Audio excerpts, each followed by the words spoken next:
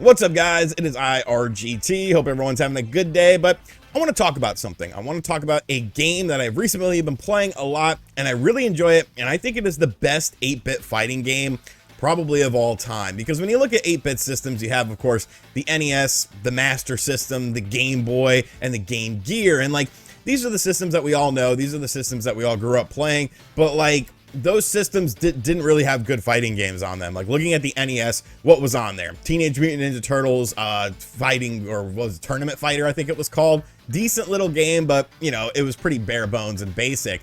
On the Master System, you had a bit more because they did a lot of Sega Game Gear games on the Master System, since it was pretty much the same hardware. They would just have to scale it differently. And of course, a lot of these games didn't come out stateside. You know, you could go to Brazil and Europe and get copies of Mortal Kombat 2, which was a decent little game. I had Mortal Kombat 2 growing up on my Game Gear and my Game Boy, actually.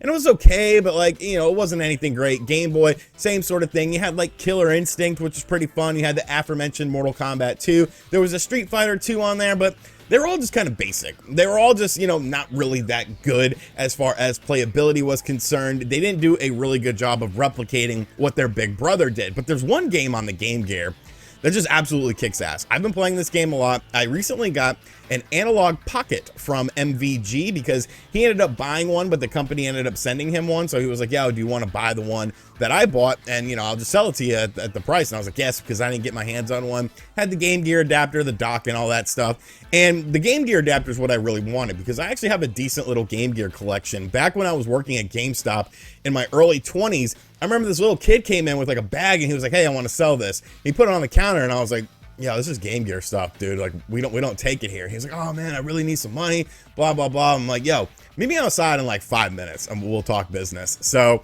I had someone watch the register for me and I went outside and met him out there.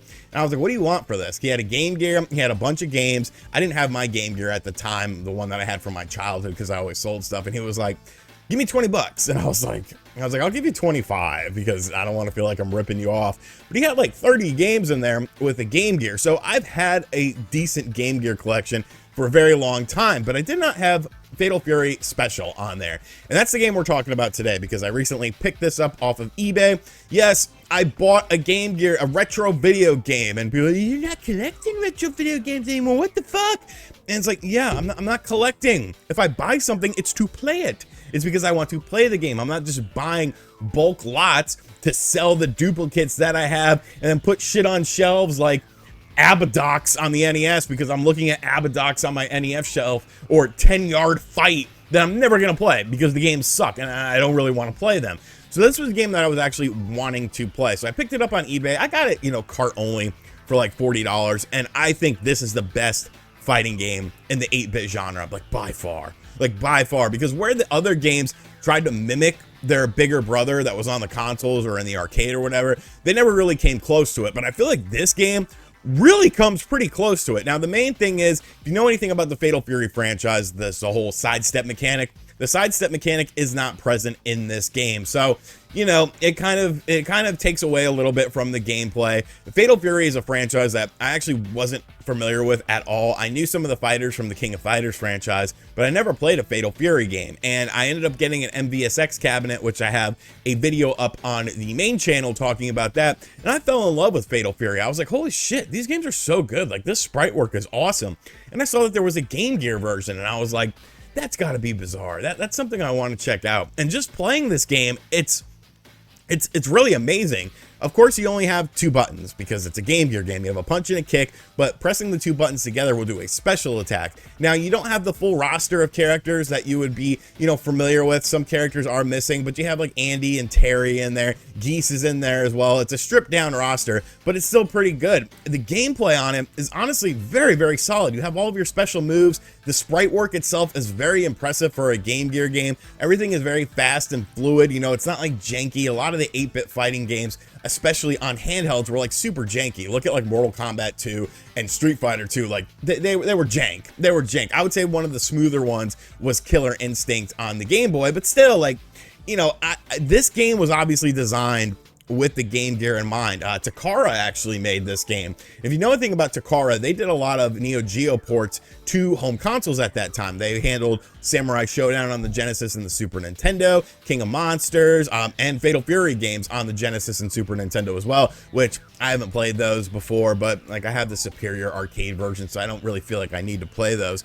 But one of the really cool things about this game just has to be like the graphics of the game, I feel, because they're smaller, obviously, because it's a fucking Game Gear game, but it still captures like the essence of Fatal Fury. I feel like the stages still have like day and night cycles where it changes a little bit as far as the colors are concerned. There's like big flashy stages as well, and it's just so impressive to see this running on Game Gear hardware and playing it on the Analog Pocket. You know, it really breathes life into so many Game Gear games, because when you had a Game Gear, the screen sucked. The screen sucked ass. Like, that screen was terrible. You couldn't see anything on it. It was color, but even if you adjusted like the contrast and stuff, you know, because that's how you adjust contrast with your finger like that, it never just looked really all that good. You can never get the right lighting, I feel.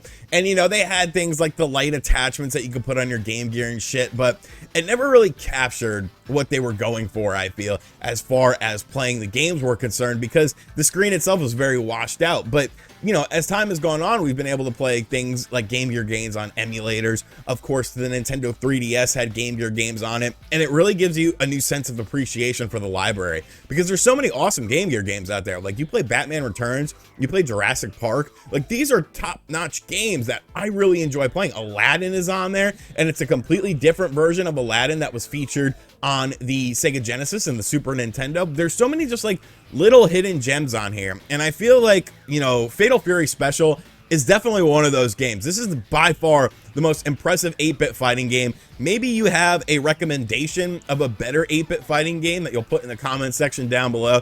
But for my money's worth, nothing's touching this game. I picked up the cart, I think it was like 40 bucks, which is definitely on the high end of the spectrum, but I've been playing this game so much that I've gotten my $40 worth out of it. Now I'm trying to find like maybe the box for it, because box Game Gear games are, you know, stupid expensive. When I was looking at this, I think complete copies were like 120, and I was like, well, maybe if I like it, I'll piece it together. But the Fatal Fury franchise is definitely something that I've been growing to appreciate, and this is probably the most technically advanced fighting game in the 8-bit gaming sphere, and probably one of the best looking as well. So let me know in the comment section down below if you've ever played this game, and if you do, what your memories of it are. Takara also did other Game Gear games as well. They also did Samurai Showdown on the Game Gear, and it's pretty decent. I've had that one for a while now. That's something that I just had in my game collection, and you know, it's decent, but I don't think it's as good as Fatal Fury Special is. Like, you know, the title kind of matches what this is. This is a special game to see running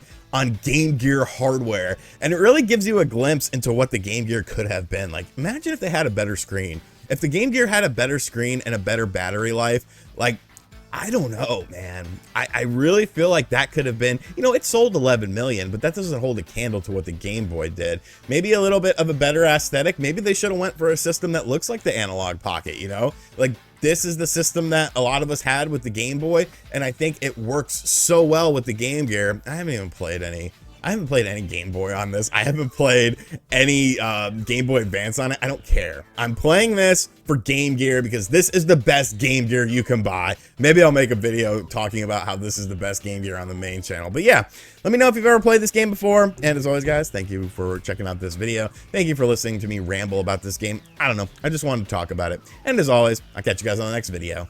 Later.